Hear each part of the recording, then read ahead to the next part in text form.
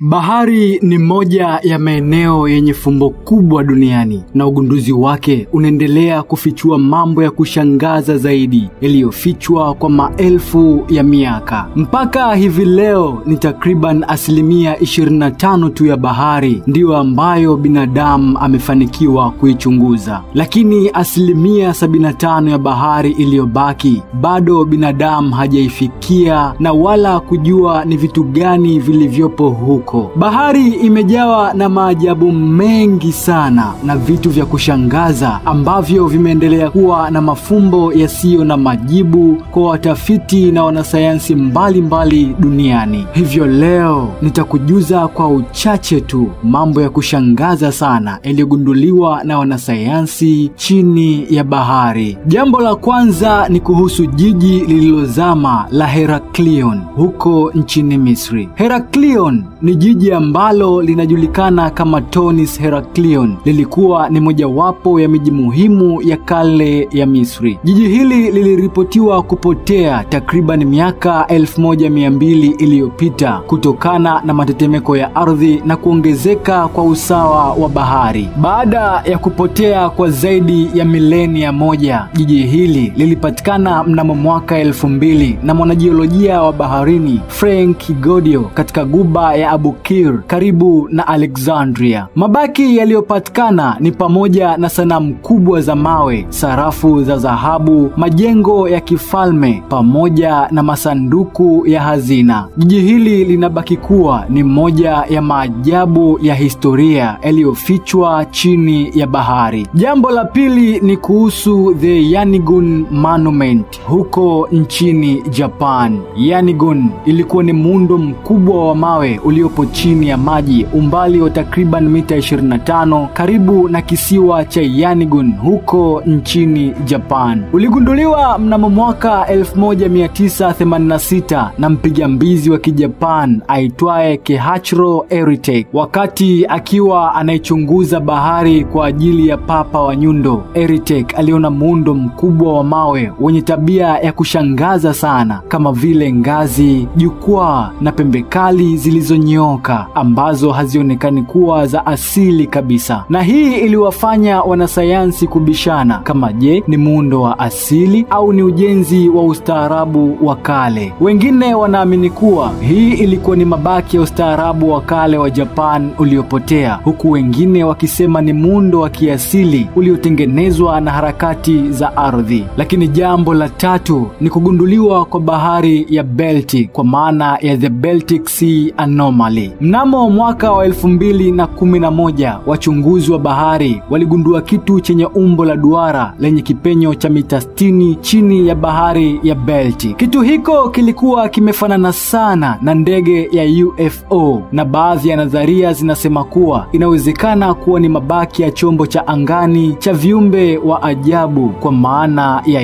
UFO. Lakini wengine wanadai kuwa inaweza kuwa ni muundo wa kale au mabaki ya volcano, lakini mpaka sasa asili yake haijulikani kwa uhakika zaidi. Jambo la 4 ni ugunduzi wa mabaki ya meli ya Titanic katika bahari ya Atlantic ya kaskazini. Titanic ilikuwa ni meli maarufu iliyozama mnamo mwaka 1912 baada ya kugongana na mwamba mkubwa wa barafu, na mabaki ya meli hiyo yalikuja kugunduliwa mnamo mwaka 1985. Mabaki yake yapo kina cha takriban mita 3800 chini ya bahari ya Atlantic, yakihifadhiwa kwa sehemu kubwa, na watafiti waligundua vitu vya thamani, vyombo vya mezani, nguo na mabaki ya chumba cha kifahari cha meli hiyo. Lakini namba 5 ni ugunduzi wa piramid za chini ya bahari. Karibu na visiwa vya Bahamas, wachunguzi wa bahari wamepata miundo inayofanana na piramid za kale chini ya maji. Wanasayansi wanadhani zinaweza kuwa ni mabaki ya ustaarabu wa kale, labda hata mji wa Atlantis uliopotea kwa miongo mingi iliyopita. Miundo hii imeendelea kuzua mijadala mingi sana kuhusu kama ni mawe ya kiasili au majengo ya kale yaliyofunikwa na maji. Jambo la 6 ni kugunduliwa kwa ziwa lililojificha chini ya bahari, ziwa la Enaika. Enaika ni mojawapo ya maeneo yenye maziwa yaliyofunikwa na barafu kwa zaidi ya miaka milioni 15 5. Moja ya maziwa maarufu ni Lake Vostok, ambalo linakisiwa kuwa na viumbe wa ajabu ambavyo vimekuwa vikiishi bila kuguswa na mazingira ya nje kwa mamilioni ya miaka. Wanasayansi wanajaribu kuchunguza ikiwa kuna aina za maisha zilizojificha katika maji yake yenye hali ya kipekee na ukosefu wa mwanga wa jua. Lakini jambo la 7 ni ugunduzi wa meli za kivita za vita vya pili vya dunia. Mamia ya meli za kivita kutoka vita vya kwanza na vya pili vya dunia zimegunduliwa chini ya maji katika maeneo mbalimbali duniani. Baadhi ya meli hizo zilikuwa na silaha, vifaa vya kivita na hata mabaki ya wanajeshi waliopoteza maisha baharini. Meli hizi zimekuwa makumbusho ya kihistoria, huku baadhi ya wachunguzi wakizitumia kutafiti teknolojia za kivita za zamani. Na jambo la 8 ni ugunduzi wa njia ya Bimini Road huko Bahamas. Bimini Road ilikuwa ni muundo wa mawe ulioko chini ya maji karibu na visiwa vya Bahamas. Mawe haya yanafanana na barabara au kuta zilizopangwa kwa mpangilio wa ajabu sana, na hii imesababisha nadharia kuwa ni mabaki ya mji wa kale uliopotea. Wanasayansi bado wanabishana ikiwa ni muundo wa kiasili wa mawe au ujenzi wa mwanadamu wa zamani. Jambo la 9 ni kugundulika kwa samaki wa ajabu zaidi, the Goblin Shark. Goblin Shark ni mojawapo ya samaki wa kushangaza sana waliopatikana baharini. Anajulikana kwa sura yake ya ajabu yenye pua ndefu na meno yanayotoka ghafla wakati wa kuwinda. Huyu ni samaki wa kina kirefu na anadhaniwa kuwa moja ya viumbe wa kale waliobaki kutoka enzi za dinosaurs. Lakini jambo la mwisho ambalo wanasayansi